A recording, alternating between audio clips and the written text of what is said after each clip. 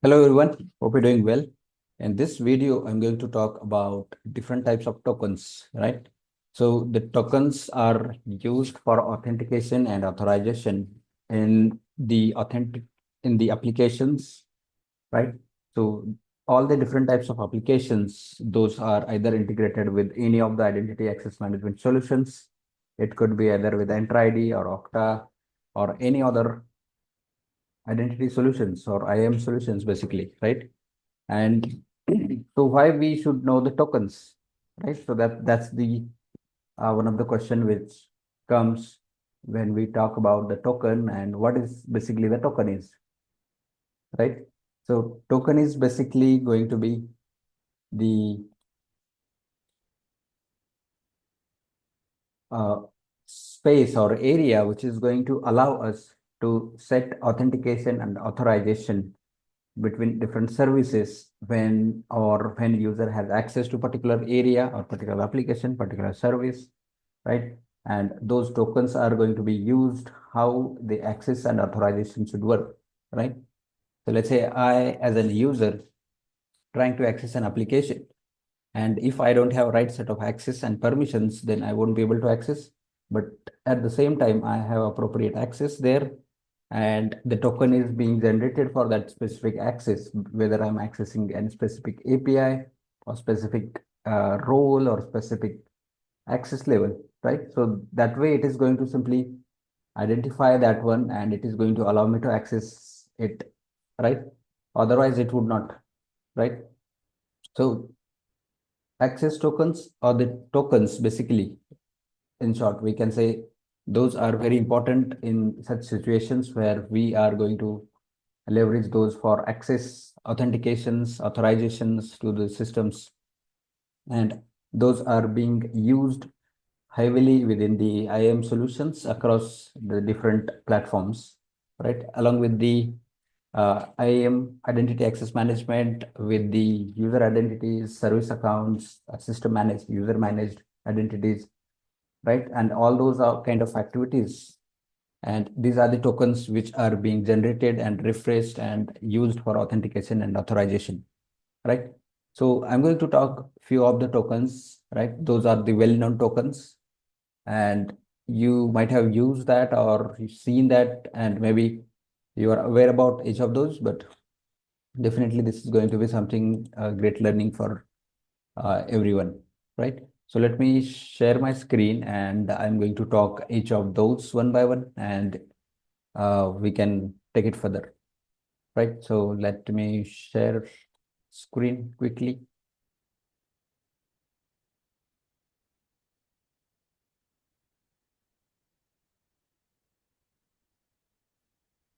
All right, so this is the first slide. I'll move to the next. So first token is access token. So what is it and what is the purpose of this? It is used for authorizing API request, right? And here you can see OAuth 2.0 and barrier tokens or bearer tokens, not barrier exactly.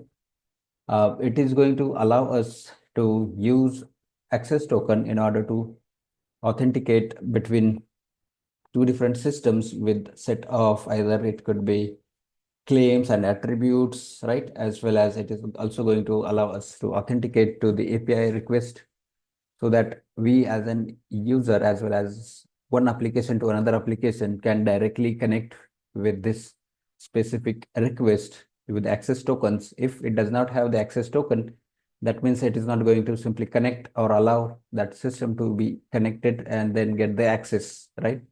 And there is when we can use this API or access token when we are accessing any APIs, either it could be Graph API, Azure Management API in the Azure context, but definitely any APIs in general in the applications or authentication authorization mechanism. In that way, we can simply use the access tokens. And there is a great example of this is that when we are setting up the single sign-on between two different systems, let's say we are setting up single sign-on with Entra ID and third-party system, right? So we can leverage OAuth 2.0 protocol in order to get the single sign-on setup, and then that is going to allow us to authenticate and authorize the access to that respective application. So that's going to be kind of IDP generated to access and authorize that respective application. Similarly, or vice versa, it is also going to be SP initiated access request, and the respective IDP or identity provider is going to authenticate that request, and the user gets the access to the system, right? And then how it works is it authenticate the request access token from, let's say, in Entra context. Entra ID issues JWT with the claims, right?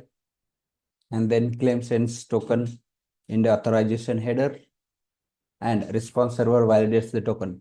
So this is how the basic flow, we can say, when the access token is being generated and used between the claims, or used between the exchange of from one service to another, and how it is going to leverage it to the make the connection, right? So this is the access token. Let's talk about the second, which is ID token, right? So what is ID token? It's going to authenticate or use the user authentication when we are setting up OpenID Connect single sign-on, and majorly being used for scenarios where it is going to be used in situations to authenticate users, authorize users to the particular systems and access. And there are different scenarios, but majorly in this context, on the user authentication with OIDC SSO. Along with that, it is also used in the modern web applications and modern mobile applications, where it is going to use and authenticate user accounts and let them access and use the single sign-on capability as well, right? So authentication and authorization is going to happen, and here is a short flow is user logs into the application request ID token, right? ID token issued as JWT with the user details, and it is going to simply provide that details to the applications, and application is validate the token to provide the request, and it is going to simply authenticate that request, and the user gets the access to the system. So this way it is going to allow user as well as the systems to authenticate. Now, there might be question, can we use OIDC for SSO? So that is right. Yes, we can use OIDC for single sign-on authentication, right? And once we set up single sign-on with this OIDC protocol, it is a pretty straightforward and modern authentication protocol for web as well as mobile applications. And it helps in all those situations, authentication and authorization, right? Let's look at the next one. Refresh tokens. So what is refresh tokens? So this is the token which is going to obtain without a re-login. This means that when any user or any credentials are logged into the system application, and that account is logged into the particular application that remains active for a longer time, and we wanted to refresh that token again, because let's say if we are keeping that token for a particular period, maybe 1 hour, 2 hour, or particular duration that we wanted to set, right? And after that duration, automatically the token should be refreshed. So this is a refresh token which is being obtained when the access tokens without user needs to log in, or without users next login or another session to log back in, right? So this is going to be allowing us to maintain long-lived sessions when there's a need of application which needs to be kept active for a longer time. In that scenario, we can use refresh tokens, and this is going to be definitely be useful in those situations where we wanted to, and that particular application should be up and running and active. So application is going to up and running, but the session is going to be uh, leave session going to be expired if we are not keeping it refreshed, or if we are not obtaining new tokens. So in that case, we need to refresh the token, or regenerate a new token, and then it is going to keep the session active. How it works? It expired access token triggers refresh request again, and then it is going to be validated with the Entra ID, and then it is going to validate that refresh token and issues a brand new access token to access that respective application or service or client, right? And this way, it is going to simply refresh the token, validate it, and that token is going to be available for that system to access the resources, right? So this is how the refresh token works in short. And this is going to be keeping the sessions active and applications up. Next is primary refresh token, also called as PRT. What's the purpose of this? The purpose of this is SSO for intra-ID joint devices, basically. So this is in the context of intra joint devices, right? And when do we use this token? So seamless authentication for especially for Windows devices, when those devices are joined to the Entra ID and there's authentication going to happen between Entra and devices, right? And it is going to simply keep these accessibility safe and secure. As at the same time, it is going to keep the tokens active, and as soon as the device is up and running, the connection between device and Entra is going to simply be uh, connected, and the connection is going to be active there, right? Now, how it works, issued on Entra ID as well as hybrid joint devices, and then it is going to store those in the TPM or credentials manager, right? As it is going to provide access token from Entra ID, as Entra ID is being IAM solution, it is going to provide that access token or a refresh token back to the device and vice versa. So that device gets the active actions or connections, and then it is going to keep that device active. And it's used for without authentication without relogging it. That means user does not have to relog in again, right? Because it is simply refreshing the token, and the same token is going to be used for the multiple activations and relogins, right? So this is a fourth primary refresh token. Next is session token, right? So this is going to maintain the web browser session state, right?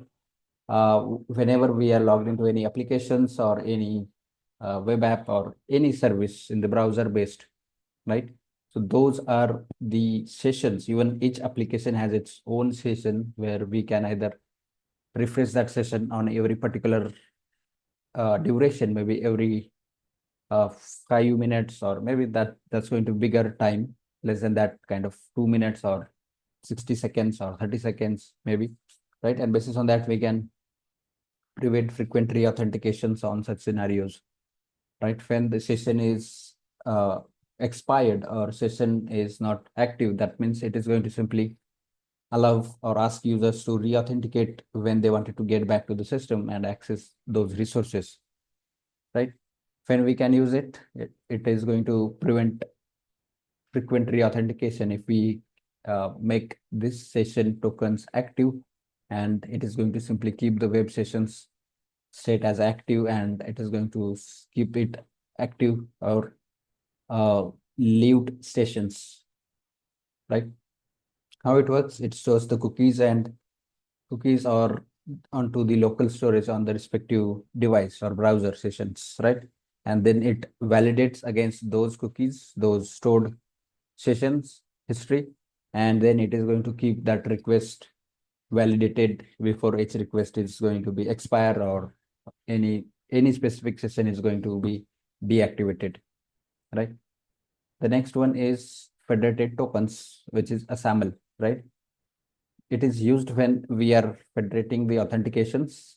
That means when we are setting up a single sign-on, right? So within the Entra context, Entra ID with external IDPs, something like ADFS or Okta or any other third-party providers, and even on the context of SSO, it also does the similar, but SSO in the SAML with the SAML token, also with the SAML protocol, that works in a different way. But in the federation authentication, that has some of the capabilities, those can be leveraged into the federated way, wherein Entra ID is using, let's say, SAML, right? And with the third-party external systems like Okta or ADFS server, that's going to be the federated connection between both services, and it is going to help or authenticate the user sessions, and it is going to issue the SAML token with the claims, and Entra ID is going to validate those tokens and provide access